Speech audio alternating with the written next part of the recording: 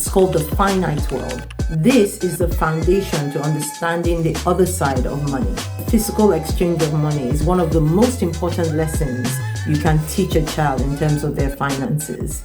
Look at that jar, empty. And right now, across the country, there are thousands of kids looking at a jar just like this one and drawing one of two conclusions. The first one is, there's nothing in there, it's all over. Or the second one is, what should I do next? What can I do about this? Now, here's the thing most parents don't realize. The conclusion your child draws when they see that empty jar, it makes a big difference into how they look at their finances, even in the future. So there are two sides to money. And in today's video, I'm going to be sharing about both worlds. So there is the finite world and there is the infinite world. So stay tuned, because at the end, I'm also going to share a story about how a teenager used this same principle to turn their school grades into a business. So stay tuned and let's get going. Let's start with the world your child already lives in. It's called the finite world. It's called the jar world. So they've got money in the jar and now it's empty. If it's gone, it's gone. It's as simple as that. Now, we can't skip this part of money because this is the foundation to understanding the other side of money. Because the jar teaches your child something that no amount of pocket money advice could ever teach them. So if you think about it this way, if you give your child a £5 note, they go to the shop, they hand it over. When it's gone, it's gone. So that part really teaches them that we have something that is a limited resource. Once we give it over, it's gone. But if we decide, okay, I'm going to save this £5 for later to get something better, then we can use it for something else. That transaction and the physical exchange of money is one of the most important lessons you can teach a child in terms of their finances. It teaches them to prioritize. So do I want this now or do I want it later? It also teaches delayed gratification. Do I want to save for this for the next 3 weeks? I'm going to save towards buying this toy or whatever it might be. Here's the thing. In our framework, the finite world actually connects to something I call personal responsibilities.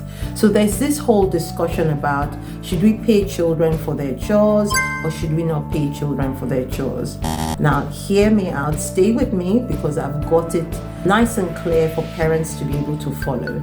So with personal responsibilities, these are the non-negotiables. Like, you don't need to pay them for it. They get up, they brush their teeth, they clean their room, they tidy up their toys. These are their own personal things. This is not something they're doing for somebody else. So if they're having to go to school, they need to get themselves ready on time. If they're teenagers, they need to have their alarm clock set. If they have to set it twice, then they set it twice. You don't need to pay them to get up or to do things that are basically personal to them. I hope that's making sense. Personal responsibility is a big life lesson. It goes way beyond money because it's teaching them character building. It's also teaching them to show up when there's nothing in it for them. So I'm just getting up, I'm brushing my teeth, I'm having a shower and doing all the things I need to do because I am a responsible human being. Now, here's where most parents stop. So they've done the lesson, the personal responsibility. Now the jar is empty and the lesson stops there. And that's the gap I want to close today. The jar being empty, it's not the end of the story. It's only the beginning. Welcome to the infinite world. I know it sounds dramatic, but this is where everything shifts. Because the finite world is about what you have, but the infinite world is about who you are, and who you are is about your God-given talents, your natural skills, those things that you can do effortlessly that nobody else can do. And this is very, very special. All these skills are not a limited resource. Let me say that again, just so that it can land. Your child's skill is not a limited resource. So the ability to be able to explain things clearly, is not a limited resource. Their ability to edit a video effortlessly is not a limited resource. Their ability to be able to help their younger sibling with their reading skills patiently is unlimited. The ability to know facts about animals and talk about animals that most people don't even know about is unlimited.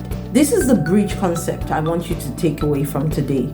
We introduce the infinite world by something I call the communal contributions. So unlike the child's personal responsibility, which is something they owe to themselves and to their household, the communal contribution is when you're thinking outside of yourself. So you're thinking, how can I serve somebody else? That could be in your family, that could be somebody in your community. And what does this look like? This looks like deciding, oh, can I help mow the lawn today? Or can I help the neighbor walk the dogs today?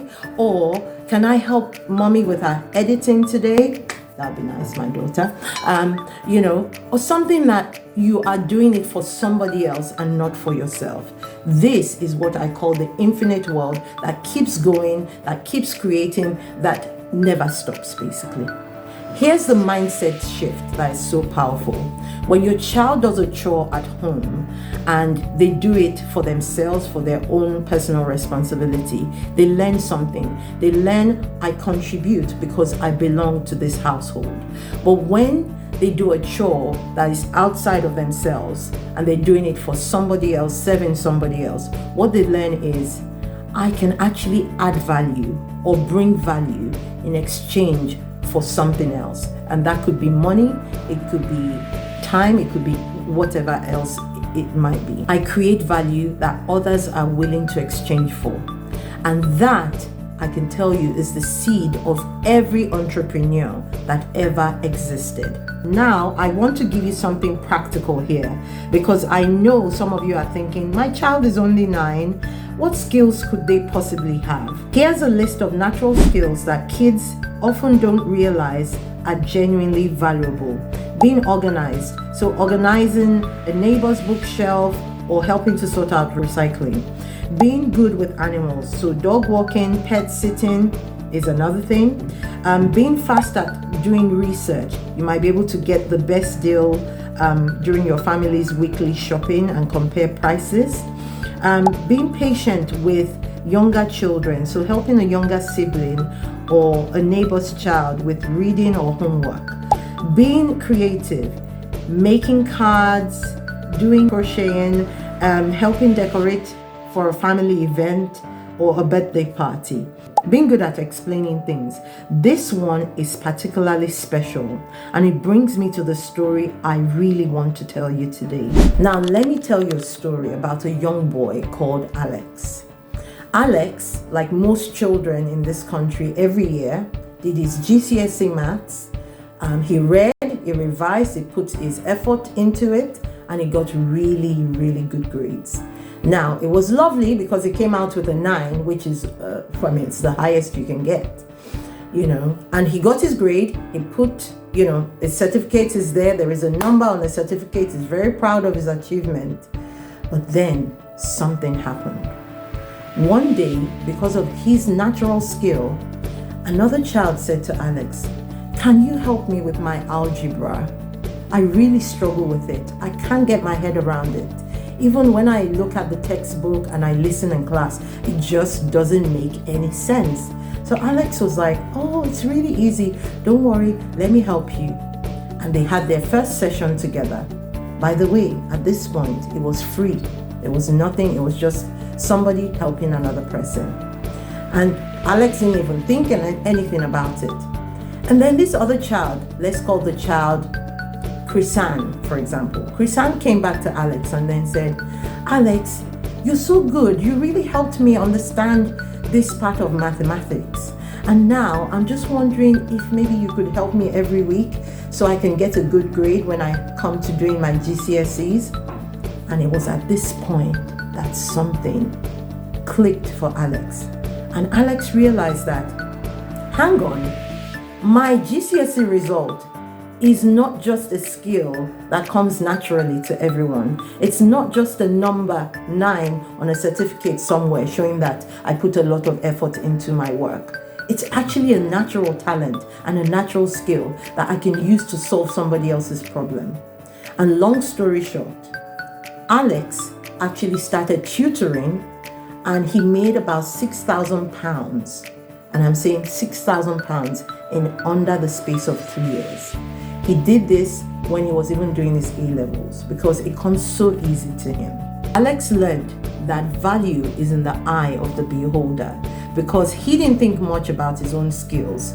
But to Chrisanne, who was struggling with maths, she thought, this is gold. I have got someone that can teach me this thing and I can understand it and I am willing to pay them for it. Here's the mindset shift.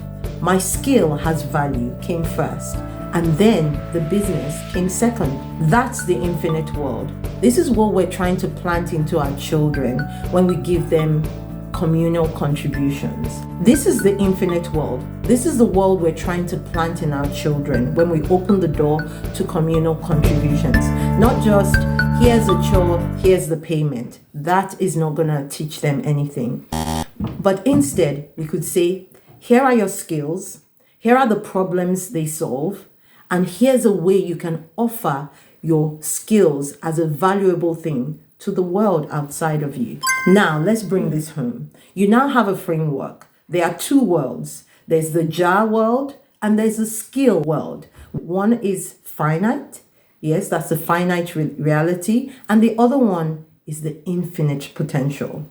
Now, if I'm just saying this and I'm giving you frameworks, they're just ideas, but we need to actually action these ideas. So here's your homework this week.